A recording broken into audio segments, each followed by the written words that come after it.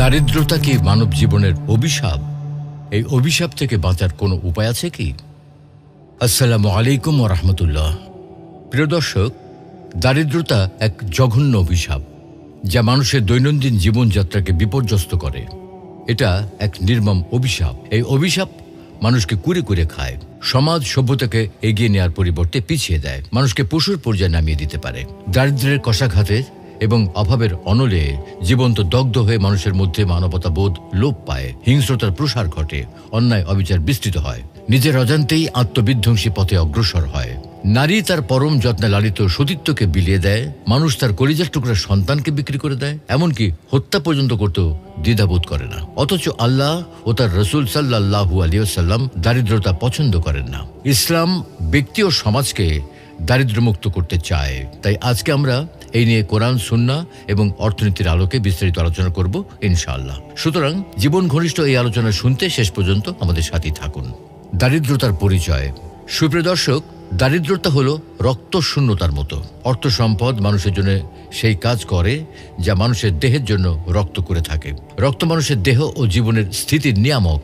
রক্ত শূন্যতা দেখা দিলে মানব দেহ নানা দুরারোগ্য ব্যাধির আবাসে পরিণত হয়। অনুরূপভাবে সম্পদের স্বল্পতা থাকলে মানুষের জীবনও অচল হয়ে পড়ে অনিবার্যভাবে। সুতরাং দারিদ্রতা শুধুমাত্র আর্থিক সীমাবদ্ধতা বা আয় না থাকার মধ্যে সীমাবদ্ধ নয়, বরং এটি একটি মানবিক, সামাজিক এবং সাংস্কৃতিক অভিশাপ যা মানুষকে তার মৌলিক অধিকার থেকে বঞ্চিত করে এবং সমাজের প্রতি অবিশ্বাস তৈরি করে। অর্থনীতির ভাষায় দারিদ্রতা একটি অবস্থার নাম, যেখানে কোনো ব্যক্তি বা গোষ্ঠী তাদের মৌলিক জীবনযাত্রার ব্যয় নির্বাহের জন্য প্রয়োজনীয় সম্পদ ও সুযোগ থেকে বঞ্চিত থাকে। এটি শুধুমাত্র অর্থনৈতিক অবস্থা নয়, বরং এর সাথে জীবনযাপনের মান, শিক্ষা, স্বাস্থ্যসেবা, বাসস্থান এবং সামাজিক মর্যাদার অভাবও অন্তর্ভুক্ত।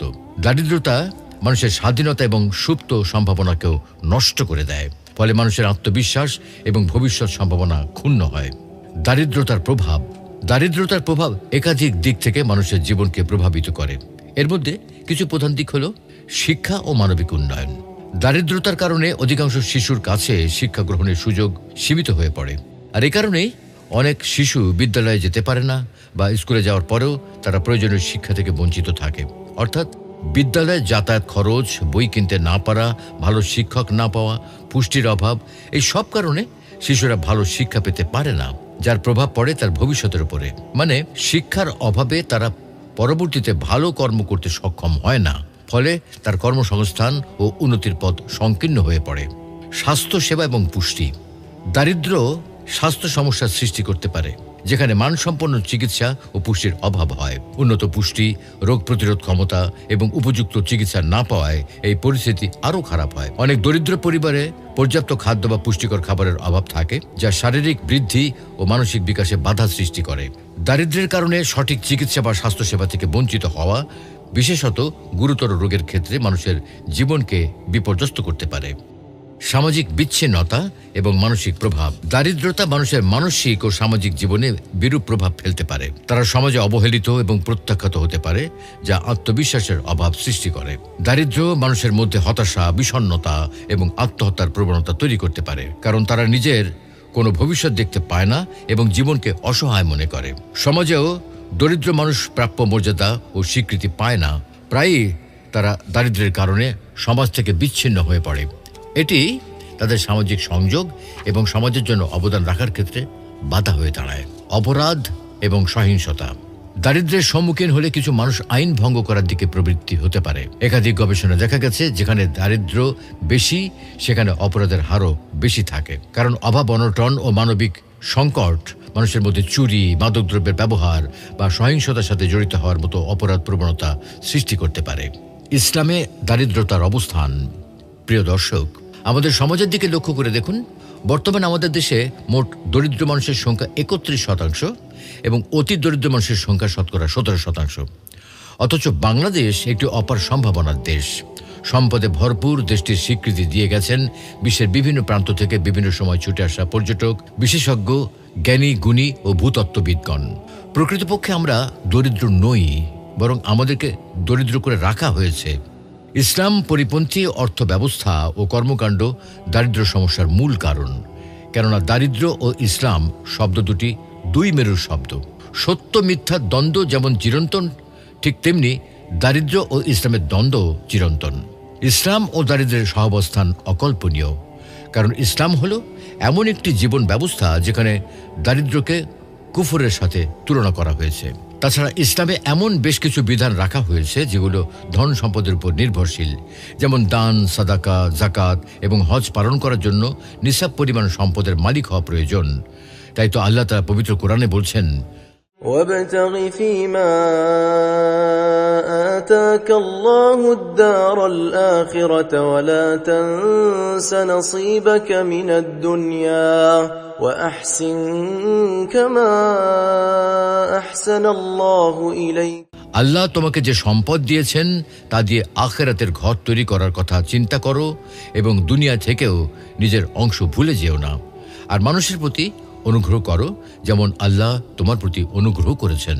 আল্লাহ তাআলা আরো বলেন, المال والبنون زينة الحياة الدنيا والباقيات الصالحات خير عند ربك ثوابا وخير أملا। ধন সম্পদ ও সন্তান সন্ততি দুনিয়ার জীবনের সৌন্দর্য।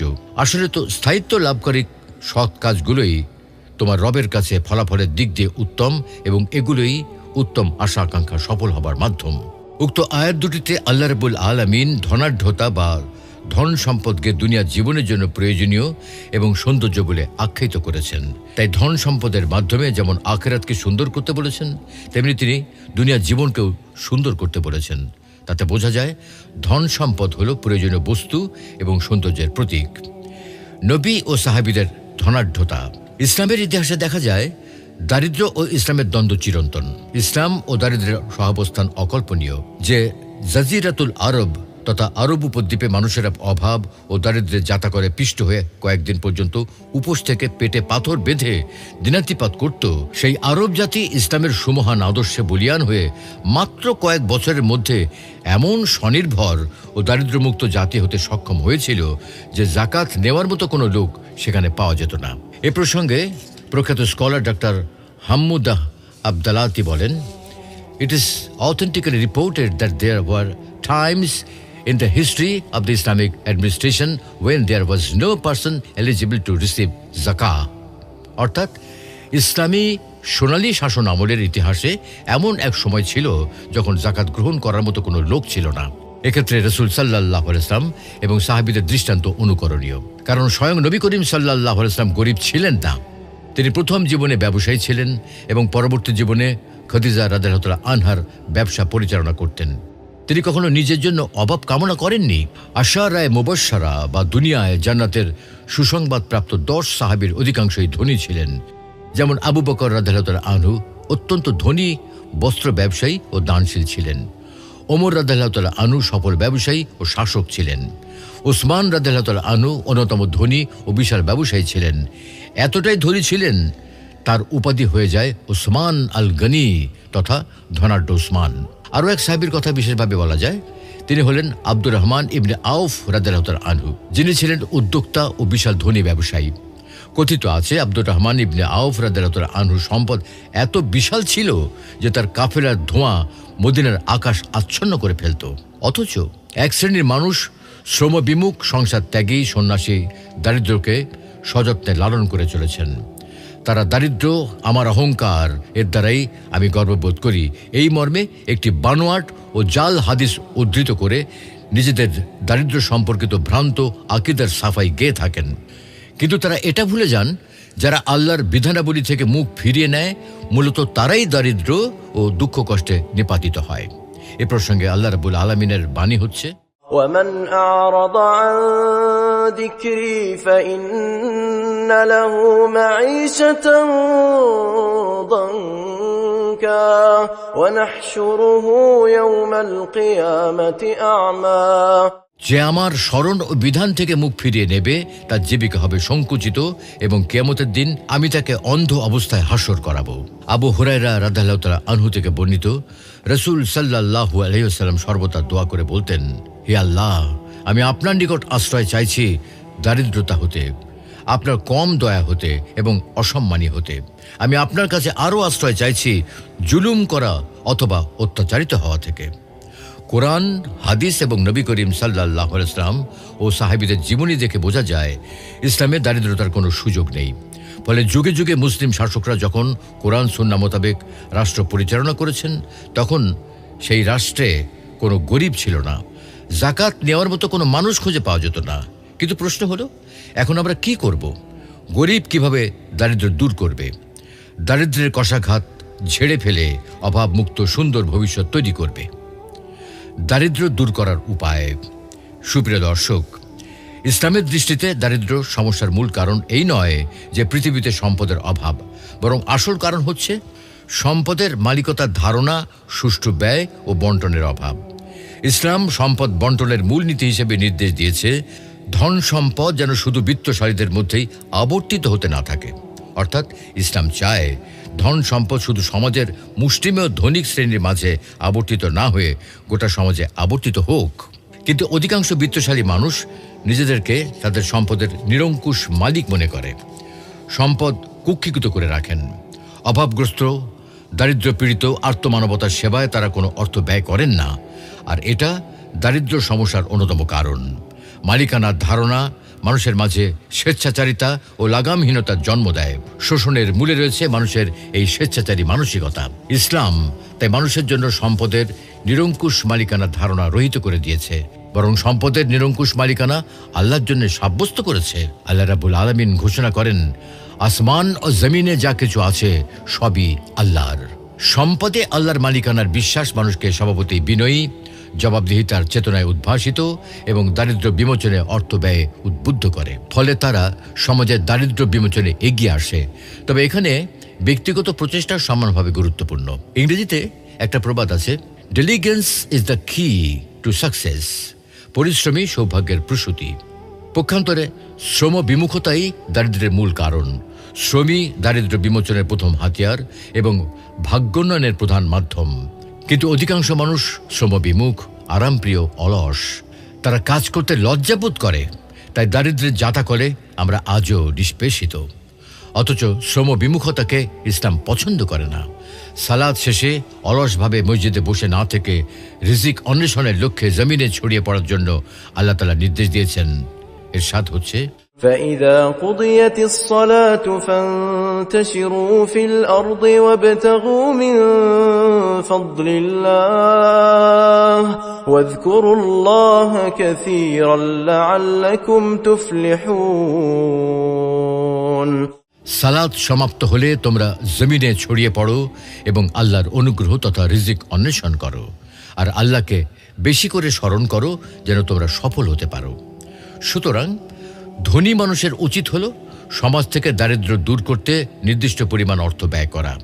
আবার দরিদ্র মানুষেরও উচিত নিজের শক্তি সামর্থ্য অনুসারে মেধা ও শ্রম বিনিয়োগ করে দারিদ্র্য দূর করার চেষ্টা করা। তবে যথাযথ উদ্যোগ এবং চেষ্টা প্রচেষ্টার পরেও যদি কারো জীবন থেকে দারিদ্র্য দূর না হয়, তাহলে মনে রাখতে হবে, সহায় সম্পত্তি ও প্রাচুর্যতা যেমন আল্লাহ তাআলার পক্ষ থেকে উপহার স্বরূপ, তেমনি দারিদ্রতা দেয়া হয় পরীক্ষার নিদর্শন হিসেবে।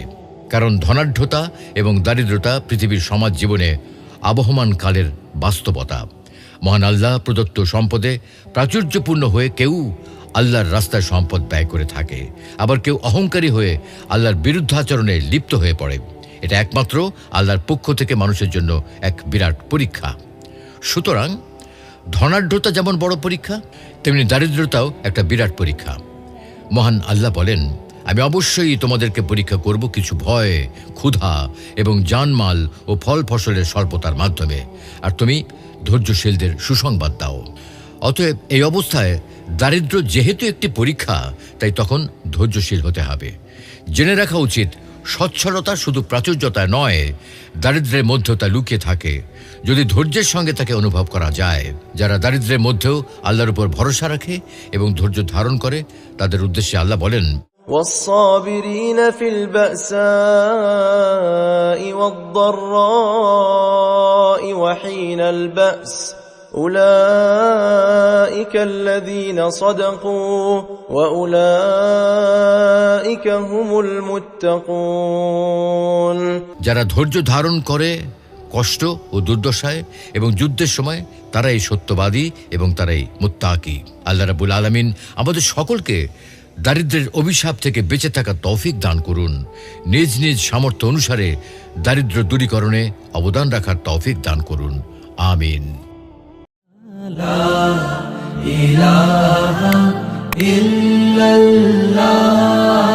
কোরআন ও হাদিসের আলোকে জীবন গড়ুন। ইসলাম অ্যান্ড লাইফের সাথেই থাকুন।